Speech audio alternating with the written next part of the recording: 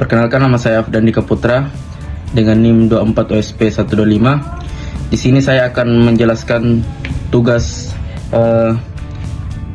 komponen sistem tenaga listrik yang berjudul trafo distribusi. Berikut penjelasannya.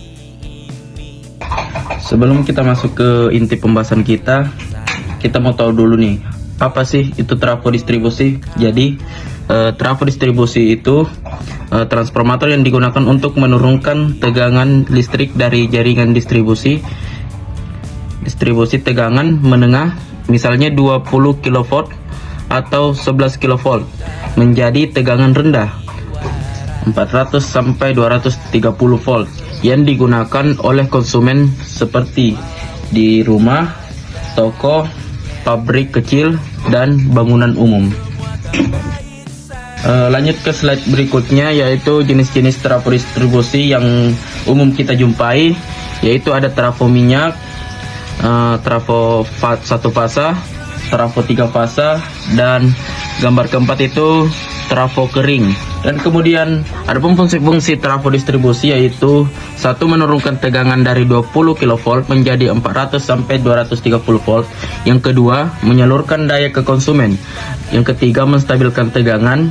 Yang keempat, mengurangi rugi daya di jaringan. Yang kelima, membagi beban listrik. Dan yang terakhir atau yang keenam, melindungi sistem distribusi dari gangguan. Lanjut ke slide berikutnya, itu cara kerja. Yang pertama itu menerima tegangan tinggi di kumparan primer. Trafo distribusi menerima tegangan menengah dari jaringan listrik sekitar 20 kV atau 13,8 kV.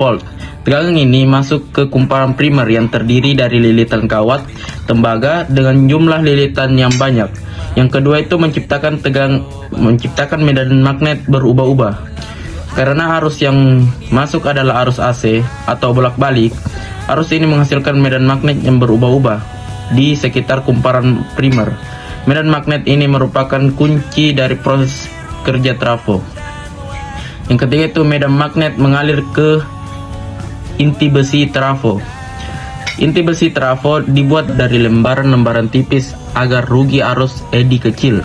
Medan magnet dari kumparan primer mengalir melalui inti besi sehingga dapat diteruskan ke kumparan sekunder.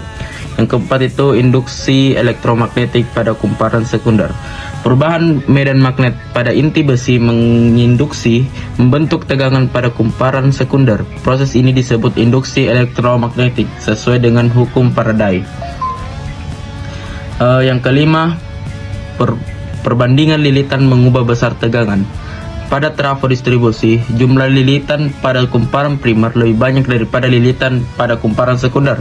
Akibatnya tegangan yang dihasilkan pada kumparan sekunder menjadi lebih kecil atau step down. Contohnya, primer ribuan lilitan sama dengan 20.000 volt. Sekunder ratusan lilitan sama dengan 400 sampai 230 volt. Yang keenam itu menghasilkan tegangan rendah yang siap disalurkan ke konsumen. Tegangan keluaran dari kumparan sekunder adalah 400 sampai 230 volt, yaitu tegangan standar yang aman untuk digunakan oleh rumah, sekolah, toko, dan industri kecil. Yang ketujuh atau yang terakhir, sistem proteksi dan pendingin menjaga kinerja trafo.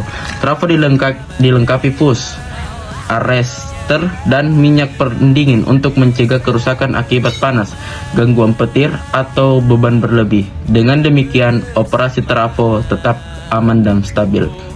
Baik, untuk kesimpulan dari trafo distribusi adalah peralatan listrik yang berfungsi untuk menurunkan tegangan dari jaringan menengah menjadi tegangan rendah yang aman digunakan konsumen. Trafo ini bekerja berdasarkan prinsip induksi elektromagnetik, memiliki berbagai jenis sesuai kebutuhan, serta berperan penting dalam menyalurkan daya, menstabilkan tegangan, dan menjaga efisiensi jaringan listrik. Baik, itulah penjelasan dari saya. Jika ada salah kata mohon dimaafkan. Saya akhiri dengan ucapan Assalamualaikum warahmatullahi wabarakatuh.